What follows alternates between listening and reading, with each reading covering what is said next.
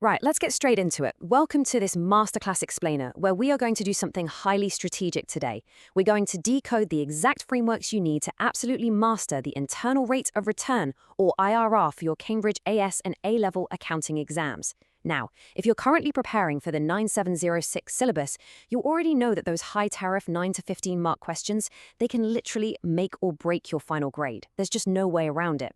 But today, we aren't just looking at the math or the formulas. Instead, we are looking at this topic strictly through the examiner's lens to see exactly where those marks are won and, more importantly, where they are needlessly lost. Look at this quote right here. IRR is one of the most misunderstood areas in accounting. Now, this isn't just someone's opinion. This stark warning comes directly from the principal examiner reports. That highlights exactly why we need to build a flawless, foolproof strategy today. It's actually not just about crunching numbers. It's about understanding the underlying financial narrative. When the examiners themselves are flagging this specific area as a major stumbling block year after year, well, it means there is a massive opportunity for you. If you can get this right, you'll instantly stand out from the crowd and secure those top-tier bands. So here is our roadmap for the session. 1. The IRR exam challenge. 2. Core cognitive assessment domains. 3. The standardized execution sequence. 4.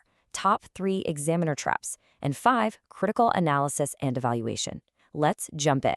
Section 1. The IRR exam challenge. Okay, let's address the elephant in the room. Why exactly do candidates find multi-stage analysis and capturing method marks so incredibly challenging? Well, the biggest hurdle isn't actually the final calculation. A calculator can do that for you, right?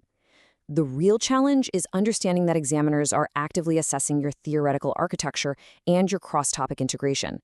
They're waiting to see if you can take a raw, messy set of data, build a structural model to analyze it step by step, and then draw conclusions that actually make sense in a broader business context. When you are staring down a 15-mark question, you have to realize that the final answer is only worth a tiny fraction of those points. The rest? It's all about how you got there. And that brings us to this absolutely crucial rule. Method marks are awarded for process. You have to show every single step. Any elite Cambridge examiner will tell you that capturing method marks through clear, logical reasoning is your ultimate safety net during high-stress exams. Think about it this way. Imagine you make a tiny arithmetic error in step 1. Maybe you drop a 0. But you carry that flawed number through a perfectly executed multi-stage analysis. Guess what? You will still pick up the vast majority of the marks. But on the flip side, if you just write down a final, incorrect answer with 0 working out, you get nothing. 0. Process is literally everything here. Moving on to Section 2, Core Cognitive Assessment Domains. To unlock the highest marking bands, we really need to understand the 3 distinct cognitive domains examiners use to grade your response.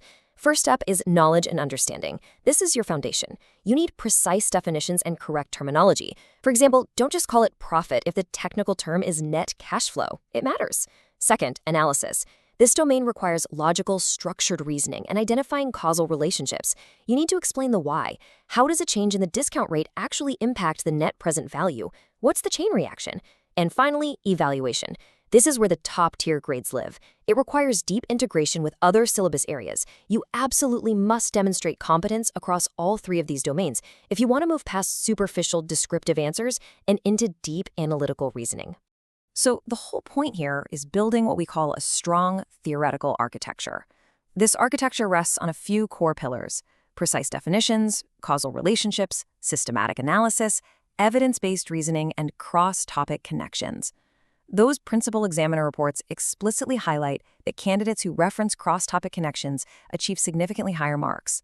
What does that look like? Well, it might mean linking an IRR investment decision directly to a company's liquidity ratios, or discussing how it impacts their long-term strategic financing.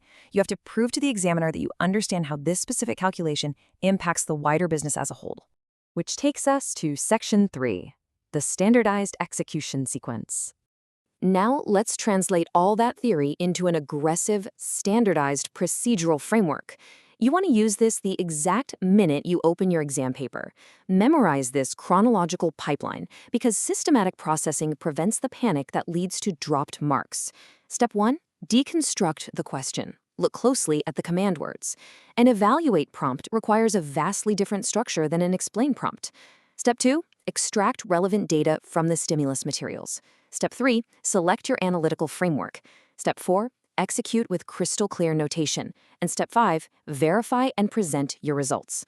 When the clock is ticking down and the pressure is high, having this exact sequence hardwired into your brain means you don't even have to think about how to start. You just start executing. And listen, part of that flawless execution involves sticking strictly to accounting conventions. We're talking proper headings, correct terminology, appropriate formats, and clear annotation. Executing this sequence develops your professional skills and ensures your final presentation perfectly aligns with the strict conventions examiners are actively hunting for. An examiner should be able to scan your paper and instantly understand the story your numbers are telling. If your numbers are just scattered all over the page without headings or a logical structure, the examiner has to hunt for the right answer. And trust me, you never ever want to make the examiner hunt for your marks. Section 4, Top 3 Examiner Traps.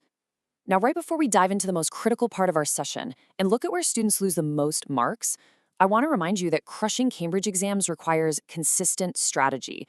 So if you're finding this explainer helpful, make sure you hit that subscribe button for Ace the Exams IGCSE O and A levels at the handle @acetheexam_IGCS. Turn on all notifications so you never miss our weekly Cambridge breakthrough strategies. All right, let's get into the traps. 3.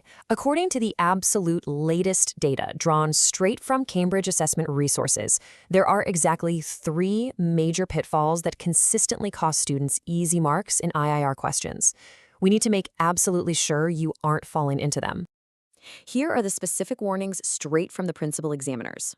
Trap 1, forgetting to include the proper format entirely. Trap 2, failing to check that format in presentation before you rush on to the next question. And Trap 3, honestly, this is the big one, writing answers that are not specific to the given context. Listen closely to this. If your analysis isn't anchored directly to the specific context of the stimulus materials provided in the exam, your precise calculations simply won't translate to top-tier marks. You cannot just write a generic, pre-memorized textbook paragraph about the pros and cons of IRR. It doesn't work. You have to evaluate the IRR strictly in the context of this specific business and this specific investment scenario. Finally, we reach Section 5, Critical Analysis and Evaluation. To truly master this topic, we must elevate our approach from simple problem solving all the way up to the highest cognitive domain, evaluation. And to do that, we use the Deconstruct, Solve, Evaluate framework. This is your ultimate tool for providing the justified recommendations that examiners absolutely demand at this level.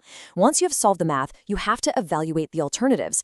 Is the IRR higher than the current cost of capital? Are there qualitative factors, things like environmental impacts or staff morale, that might actually override the purely quantitative data?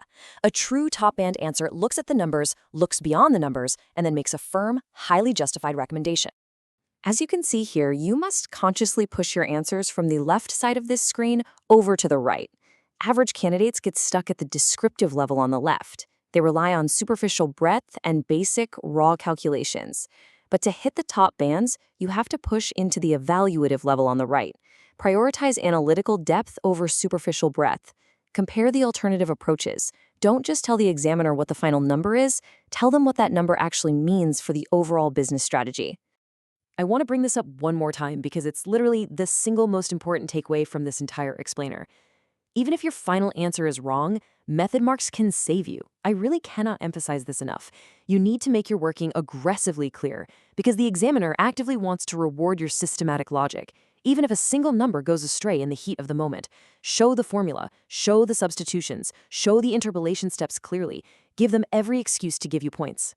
So I'll leave you with this final thought today. When you sit down in that exam hall and open up a massive 15-mark investment appraisal question, what's your plan? Will you rely on a lucky guess for your final answer, just hoping you punch the numbers into the calculator correctly? Or will you use the Deconstruct, Solve, Evaluate framework to guarantee your method marks, secure the high analytical bands, and lock in your target grade? The choice is yours. Take these strategies, apply them to your next past paper, and watch your method marks completely transform your final result. And remember, to keep getting these high-level strategies, make sure you subscribe to Ace the Exams IGCSE O and A levels at Ace the Exam IGCSE. Turn on that notification bell and leave a comment below right now with your target grade. Until next time, keep analyzing, keep evaluating, and keep mastering the method.